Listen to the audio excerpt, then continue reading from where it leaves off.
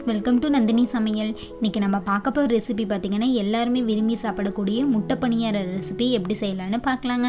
வீடியோக்குள்ளே போகிறதுக்கு முன்னாடி நம்ம சேனலை நீங்கள் புதுசாக பார்க்குறீங்க அப்படின்னா மறக்காமல் சப்ஸ்கிரைப் பட்டன் அழுத்திடுங்க. பக்கத்தில் இருக்கிற பெல் ஐக்கானை கிளிக் பண்ணிடுங்க.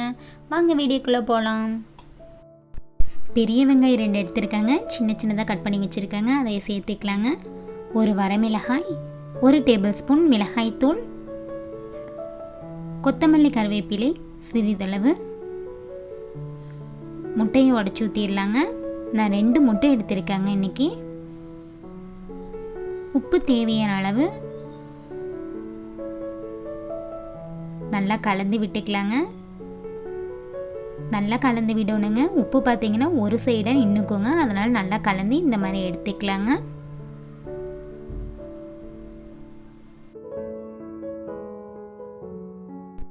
பனியாரக்கல் நல்லா சூடாயிடுச்சுங்க. இந்த ஸ்டேஜில் நம்ம எண்ணெய் சேர்த்துக்கலாங்க.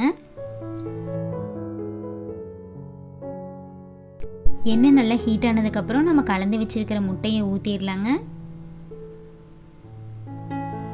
பார்த்தீங்கன்னா முட்டை பணியாரம் வந்து ரொம்பவுமே சிம்பிளாக நம்ம செஞ்சிடலாங்க. ஈஸியாக ஒரு 5 மினிட்ஸில் நம்ம செய்யக்கூடிய ஒரு ரெசிபிங்க.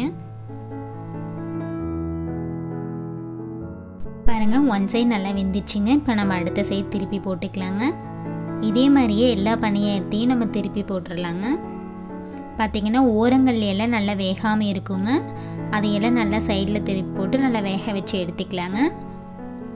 அடுப்பு மீடியமில் வச்சுக்கலாங்க. ஒரு 2 நிமிஷம் நல்லா வேக வைக்கணுங்க.